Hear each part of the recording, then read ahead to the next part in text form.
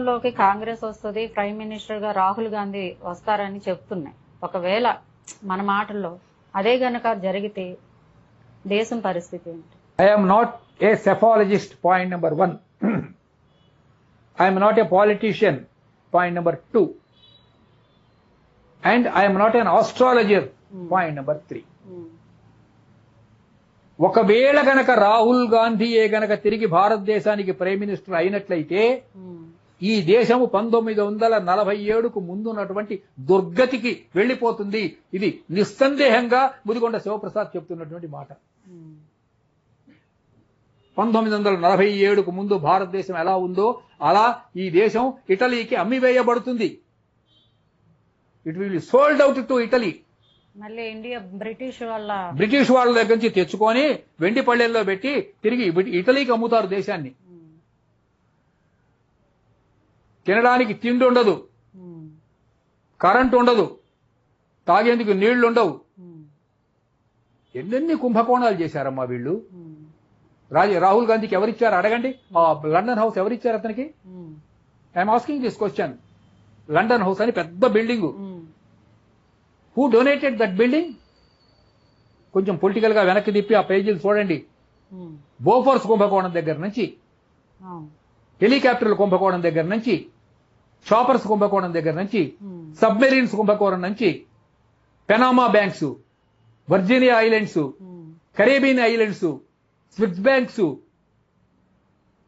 మొత్తం దేశం ధనం అంతా కూడా లూట్ చేసి విదేశాలకు తీసుకుపోయారు. ఈ ఓటర్లకు సిగ్గు, శరం, చీము, నెత్తురు, మానం, మర్యాద, దేశభక్తి లేదా?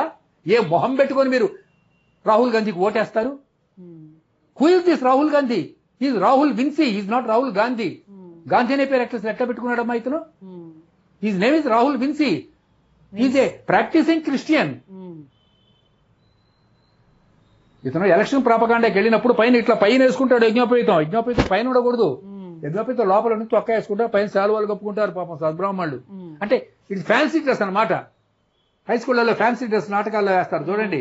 అట్లా మాది దత్తాత్రేయ గోత్రము, నాకు పైన యజ్ఞోపేతం చూడండి. ఎందుకంటే ఉత్తరప్రదేశ్ లో బ్రాహ్మిన్ ఓట్స్ కొన్ని ఉన్నాయి, వాళ్ళు కొంచెం మెజారిటీలో ఉన్నారు అక్కడ. అంటే టిల్టింగ్ అనమాట, టిల్టింగ్ స్టేజ్ లో ఉన్నారు అక్కడ బ్రాహ్మిన్స్. అందుకని వాళ్ళందరికీ నేను బ్రాహ్మిన్ అని చెప్పుకుంటాడు. అదే మళ్ళీ కేరళకి వెళ్లి సావర్కార్ను చెప్పుతో కొడతానంటాడు. సావర్కార్ను కొట్టండి అంటున్నాడు. సావర్కార్ పేరు చెప్పిన వాళ్ళని కొట్టమంటున్నాడు. ఐఎమ్ నాట్ సావర్కార్ అంటున్నాడు. అసలు సావర్కార్ ఈయన ఎట్లా అవుతాడండి? సావర్కార్ కాలి గోటికి కూడా పోలడు. సావర్కార్ ఎన్ని త్యాగాలు చేశాడు? నా ఉద్దేశంలో భారతదేశ చరిత్రలో గత 100 సంవత్సరాల్లోనూ 100 years లోను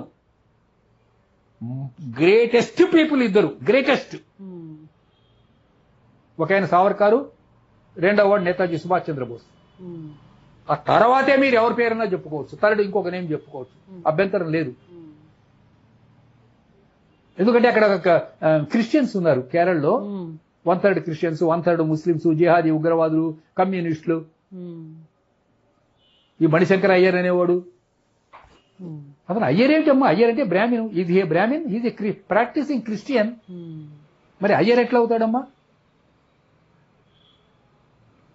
ఎంత కాలం మోసం చేస్తారు? ఎన్నాళ్ళు ఈ దుర్మార్గం జరుగుతుంది భారతదేశం? అడిగేవాళ్ళు లేడమ్మా సమాజంలో. ఇవాళ మీరు టీవీ ఛానల్ పెట్టి 4 మాటలు వింటే అందరూ కూడా తాంబూలం నోలుకుంటూ కాస్త చూస్తారు, ఇష్టం లేకపోతే పక్కన ఇంకో ఛానల్కి వెళ్ళిపోతారు, క్రికెట్ రన్నింగ్ కామెంటరీ వింటారు. దేశం ఏమైపోతున్నది, ఎందుకు ఇంత దుర్గతికి వచ్చింది అని అడిగేవాడు, క్వశ్చన్ చేసేవాడు ఎవడన్నా ఉన్నాడా ఈ దేశంలో?